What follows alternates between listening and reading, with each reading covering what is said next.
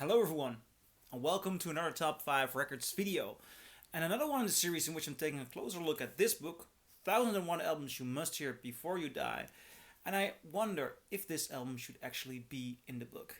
And today I'm going to be talking about this gem, the Eagles' first album, their self-titled album. Now I have been talking about this album on the channel before, only in a different kind of video. I made a video in which I compared the first UK pressing of this album to a Mobile Fidelity Sound Lab video. Now you might check it out in the link below, because here under I post a link to that, or up there in a notification.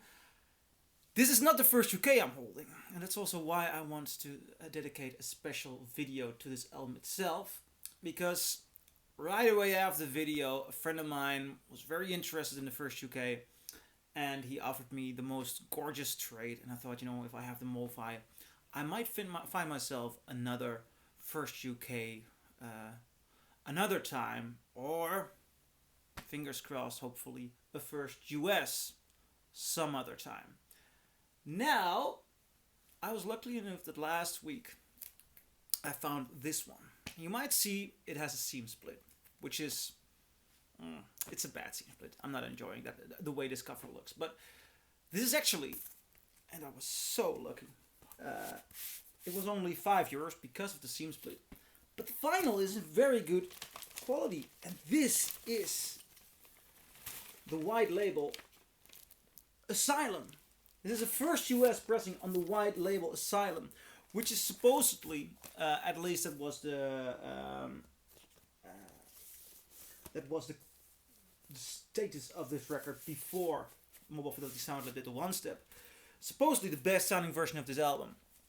Now, it played perfectly. I really hate this, but it plays perfectly, and it's very tough to find in the Netherlands, because ever since that trade, I've been looking for a decent other copy, and this album sold well in the Netherlands. So most of the pressings you find are Dutch pressings, because if it's popular in the Netherlands, then you have loads of Dutch pressings, and I don't want a Dutch pressing, I wanted an original.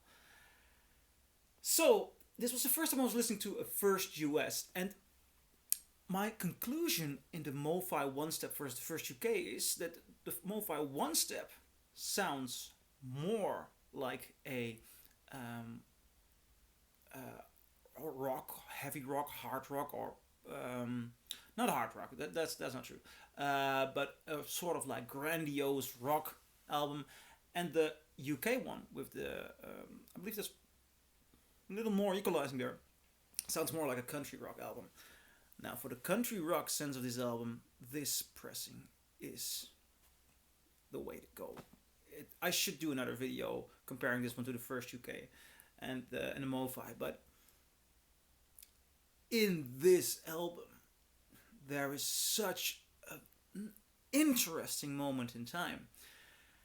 Immediately when you start off with Take It Easy and after Witchy Woman, it's as if I am traveling in a post-Western world, post-cowboy world, California, but in the countryside, in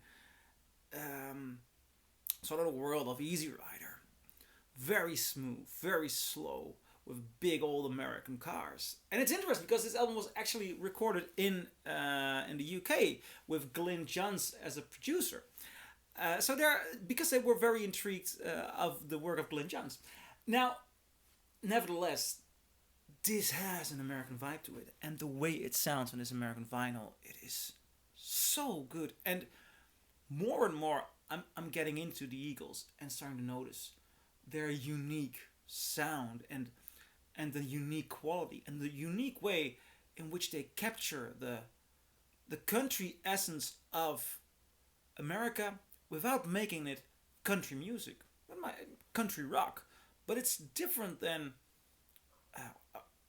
really different from classical country or traditional country, but even different from the Outlaws. I mean, there is a big world of difference between Willie Nelson and Waylon Jennings, Johnny Cash, from what they're doing here. So it is quite unique.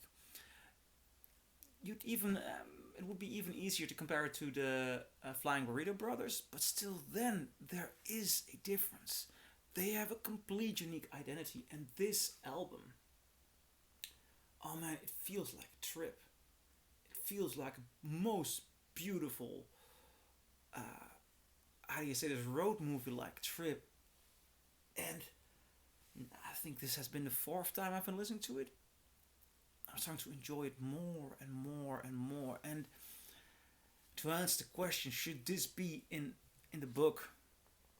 Obviously. Obviously, it contains something so beautiful, so special, that I want to discover more of the Eagles. I want to find more of these first U.S. pressings, because there is some beautiful American essence going on there in the sound, and I'm getting hooked. So that is my review of the self-titled debut of the Eagles. What do you guys think? Do you agree? Do you disagree? Leave a comment below, and I'll see you in my next video. Bye.